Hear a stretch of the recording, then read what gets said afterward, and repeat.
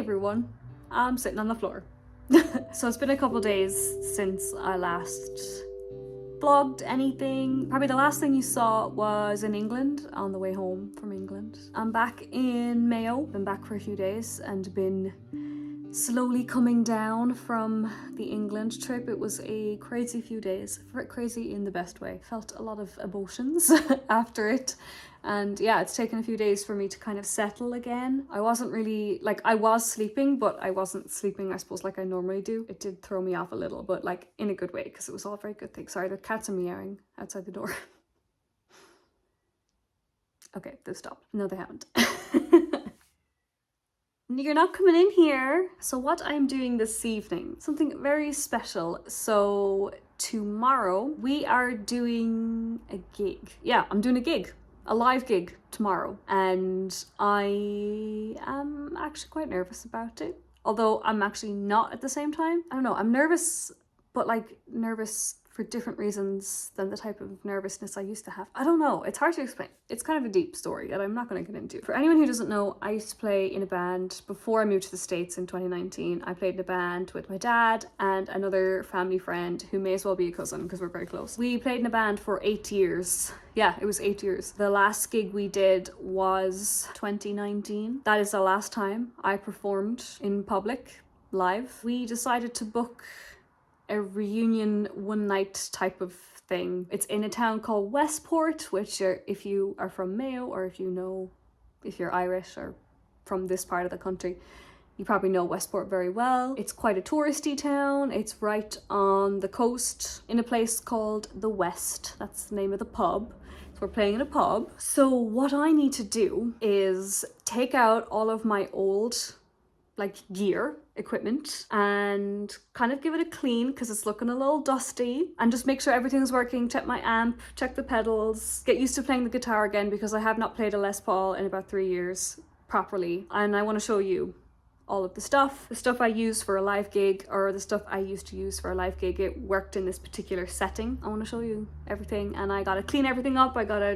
There's a lot of dust, and just check everything is working, put new strings on the guitar because the strings have not been changed in 3 years because it's been sitting in a case pretty much. Not only is this my first gig since I had a big life change, but also this is my first time playing live since COVID as well. I know a lot of people have already gone back to performing, people who perform regularly, but I am not someone at the minute who performs regularly. I'm going to show you my rig.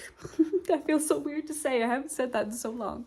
Okay, I'm going to show you my rig. Opening the guitar case, and you know what? I can already smell it. This guitar and this case has such a specific smell that just brings me back to when I was 14. So let me know in the comments, do you have a guitar or a case of some kind that has a certain smell that brings back memories? I'd love to know. That's how I'm feeling right now, is the smell of this guitar just floods back so many memories. So yeah, anyways, I'm opening the case. Hello again. So this is my Epiphone Les Paul, my Les Paul Standard.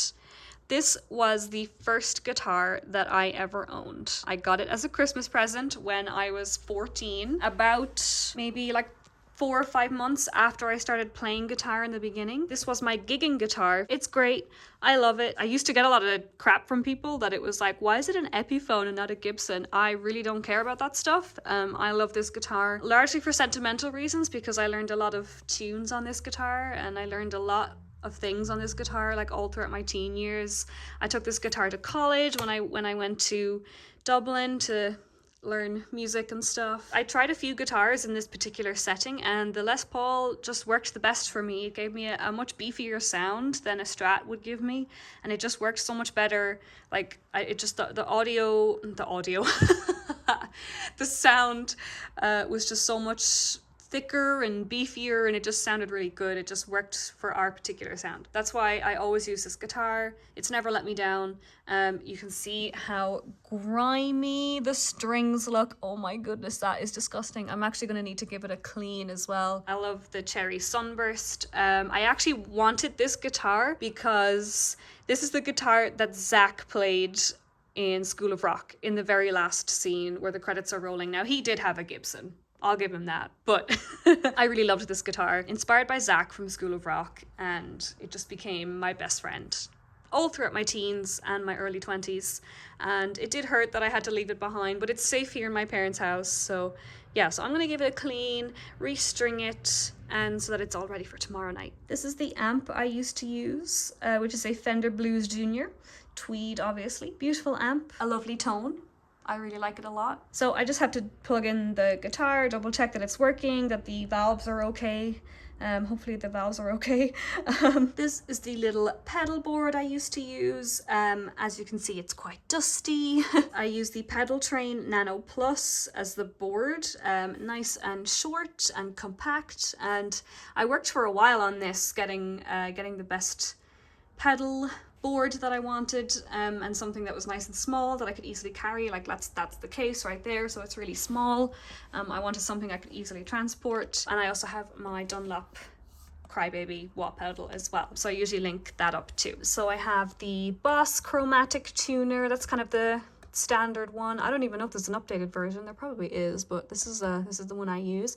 And then this is probably my favorite pedal of all time, which is the Visual Sound Route 66. It is a built-in, sorry, not built-in. It has both overdrive and compression, and you can actually mix the two. Like you can have both on at the same time, and it's a great pedal. I love it. I'm so glad I bought it back when I did. I don't even remember when I bought it. I want to say maybe like 2014 or something. I'm a big fan of this pedal.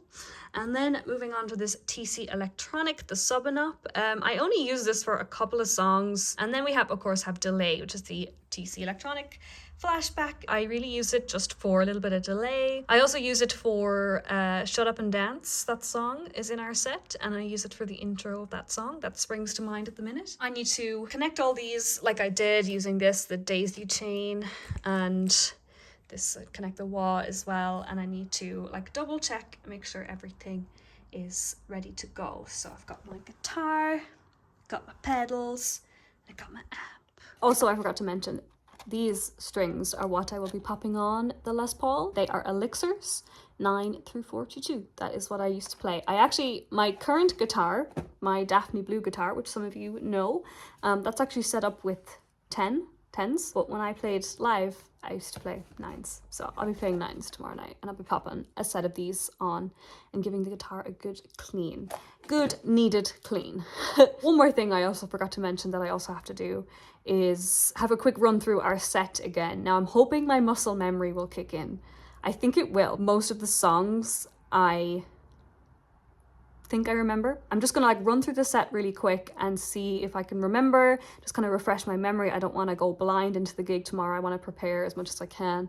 That's just me. That's how I work. I don't like doing things off the cuff. Like usually, sometimes it happens. If I can prepare as much as I can, then I will. That's just how I roll. That's just how my brain works. That's how I prefer to operate. Yeah, so I got to run through some of the songs, and I think we're going to do some of my songs too. I don't know yet. I really want to sing tomorrow night, but I'm a little bit scared because I've never sang in public before. I mean, that's kind of not true, but it kind of is true. I have sung in public before, but like it's not gone well. It's not like a big story I'll get into, but like just really briefly, I've had a phobia of singing my entire life, which sucks because I wanted to be a musician for as long as I can remember. But singing is something I've always really struggled with, and the best way I can describe it is like whenever I would step up to a microphone, like it would be like a physical feeling of someone putting their arms around my throat and like choking me, which sounds very violent and graphic, so I'm really sorry, but that is the physical feeling I would get. If someone would ask me to sing, I would literally be like, like I literally like physically couldn't get the noise out. It's not that I couldn't sing, like I knew I could sing, like I knew I had pitch and I knew melody. And of course, like I was playing music, I was playing guitar, I just wasn't ever singing. And I only started singing like 2 years ago. I just decided to post a cover of Banana Pancakes on my YouTube channel. And that was the first song that I ever sang that people actually heard my voice, even though it was online in a video. And it was terrifying and I didn't want to do it, but I did want to do it. And I posted it and I literally like went and wanted to throw up. But I left it there and people really liked it, and here we are. Now I'm singing in live streams, which is great. I love it. But I've never had to do it in front of an audience. Or I won't even say this is an audience because this is a pub. So it's not like people are sitting down and listening, but people will be listening. So I'm a little bit nervous, but I really want to do it. I'm kind of afraid that I might choke again. And if that happens, I'm not gonna have a great time with myself afterwards. I don't think it will happen because I think now I have tools to deal with the fear that I didn't have 3 years ago. So I'm hoping that I've just overcome it and that it will happen. I don't know. This is getting very deep. I'm scared. I'm very scared, but I want to do it. And I just really hope that I have the strength in the moment to do it. We'll see. I'm trying to normalize singing. Like it's just a thing that I do. I don't know. I'm really scared. I just hope I can report back to the vlog with good news. This is what I'm hoping. Yeah, okay. I need to practice the set. So that's what I'm going to do. I'm going to change the strings, give everything a good clean, test the sound, make sure everything is working, and then practice the set. Make sure it's all good. I do have some time tomorrow as well. All right, I'm going to go practice.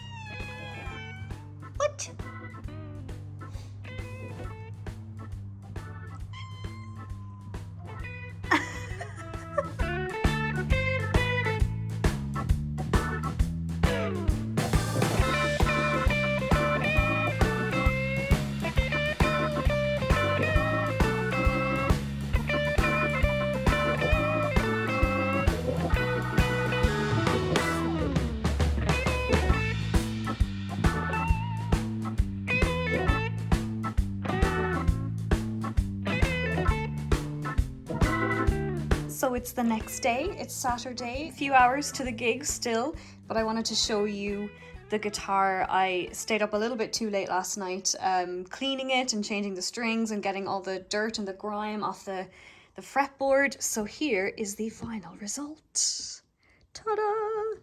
It's so shiny. I gave it guitar polish and yeah, cleaned it, polished it. So it's gonna look really shiny under the lights tonight, and most of the grime and the dirt is gone off the fretboard, most of it, just what I could get. And yeah, it looks nice and shiny and brand new strings.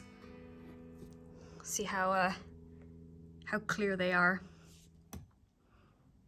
See how they pop a little more than dull strings do. Sounds so much cleaner, and yeah, looks great. So yeah, tonight's gonna be fun. I'm excited. The guitar is ready, as you just saw, and I'm pretty much ready too, as you can see. It's a gorgeous evening here tonight. Definitely not gonna rain. As you can see, we're kind of in the golden hour. Look at the sunshine. Where is it? There it is. Look at that, majestic. What time is it? It's 10 to 7. We are leaving at 7:45, so just under an hour. So I've got time to have some food, finish packing up the van with the equipment and stuff. Our start time is 9:45.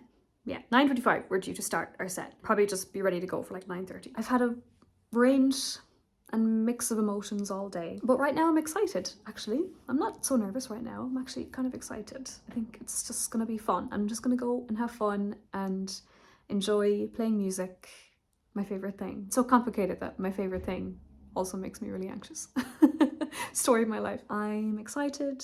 It's gonna be fun. I'm just gonna focus on the music and just try and be present in it and enjoy it coming out of me.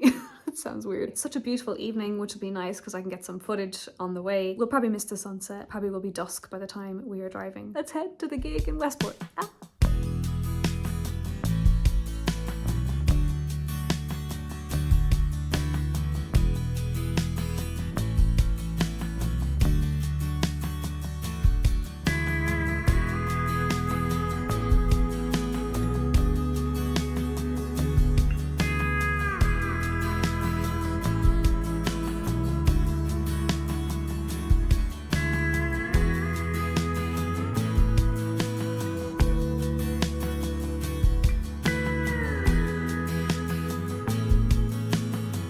Hello vlog. It's 2:40 post gig. I'm so tired. I'm so tired. I'm actually falling asleep. I bet I just made you yawn. Yeah, the gig was fun. It was a lot of fun. I really enjoyed it. I did sing.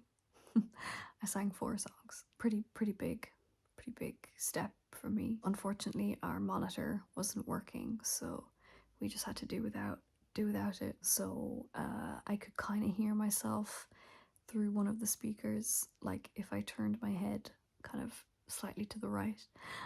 I couldn't really hear myself singing, which is always really hard. So I kind of just really tried my best. I really focused on the melody and I just really tried my best to stay in pitch. I'm not sure if I did. I probably didn't.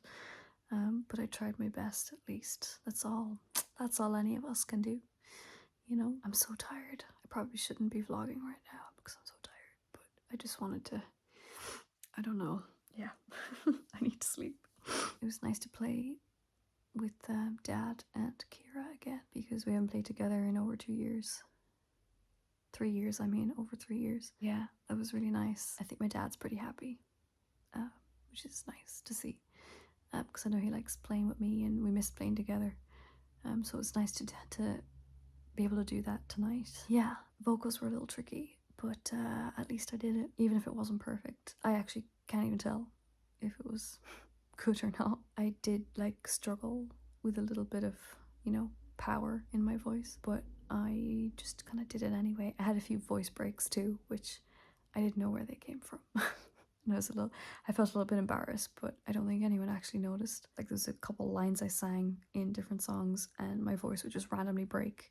And I think it was due to nerves, which is okay because I feel like that's it. Tonight it felt more like a normal type of nerves, like the type of nervousness I never understood a normal amount of nerves because I've always dealt with a crippling amount of nerves. So I always thought, like, for me, being nervous is like throwing up, like a anxiety attack. But tonight felt like, oh wait, I think this is what people who experience nerves normally, I think this is what it feels like, because that's how it felt to me. Like I was nervous, but I just got on with it and I just did it. It was nice to not have a completely crippling experience and just have a normal experience, I think. I'm not sure. It's also given me a bit of a kick up the arse, honestly, because, and this is obvious, like I'm not saying that I just realised this tonight because I knew this, and I'm sure most of you watching who are musicians know this, but playing live is completely different to playing on YouTube. It's not the same thing. Singing live is really hard. It's really, really hard. I felt so uncomfortable, like, but the good kind of uncomfortable. It's really weird. It's like weird medium or something. I really felt out of my comfort zone and I was just trying my best to just do my best. And I think it's just one of those things that I just need to do more, honestly. And a previous version of myself from a few years ago, someone at the time who just didn't have the right coping tools and the right mindset. If I had tried that tonight and it didn't go well, like I'd be beating myself up right now and probably wanting to like give up. Whereas now my mind is just not thinking that at all. Like I'm just like, okay, it wasn't perfect, but it wasn't terrible. I don't think it was terrible. I hope it wasn't terrible. But even if it was, like, it's only just made me want to get better. It's just one of those things where like it's just like a thing you just have to keep doing. Like, I know that that's my only answer right now, is to just do that more until it doesn't feel uncomfortable anymore. I completely switched off from the guitar. Like, I'm so used to focusing on the guitar and what the guitar is doing and trying to make the guitar the best it can be, and the best I can be, and like the best sound and the best like chord position for that, you know, whatever tone, everything, whatever else guitarists obsess over. It's like the first time ever, like, my guitar brain went out the window and I was completely focused on the vocals and the melody, and just trying to get as much strength in my voice as I possibly could. And I think I did get more, like, by the time I did the fourth song compared to the first song, which is only natural. The first song I sang was Out of Reach by Gabrielle, which is not the easiest song to sing, in fairness, but it was okay. I think it was okay. When you watch movies of, like, as a kid, I always had this like weird fantasy, like when you watch like music movies and there's always like a kid or like someone who's like the shy one, and then they come out at the end and they're the ones with like the most amazing beautiful talent or voice or whatever it is, and everyone's like, oh my god, they're amazing. Specifically like School of Rock, like the girl, is it Tamika? I think her name's Tamika. When she's the one who's like the shy one, she comes out with this like Aretha Franklin voice, and I'm like, oh, one day I'm gonna have a moment like that. Like, I'm gonna sing for everyone.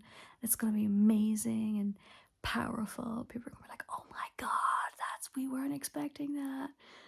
Not that I thought tonight was gonna go like that at all, because I'm not a child anymore. I think I had pretty realistic expectations, but like in the moment, it just really made me realize how difficult it is to sing live. It's like a thing that people online, you know, it's like, oh, you know, YouTube musicians can't play live or whatever. I just really don't want to be that. I don't want to be seen in that way. Not that it really matters what people think, but like, I just really want to be able to do both really well. I don't want to only be able to sing and play at my best when I'm just in a room recording myself. I want to be able to do that in public as well. It's given me a good like kick up the arse, but in a good way, because it's really made me want to work on it and make me want to be better and do better, which is only a good thing, honestly. And I suppose I am proud of myself for doing it, even if it wasn't great. At least I did it. Like, I didn't have the choking feeling for the first time ever. I didn't have it. I just had a normal amount of, oh god, okay, yeah, all right, I'll sing a song.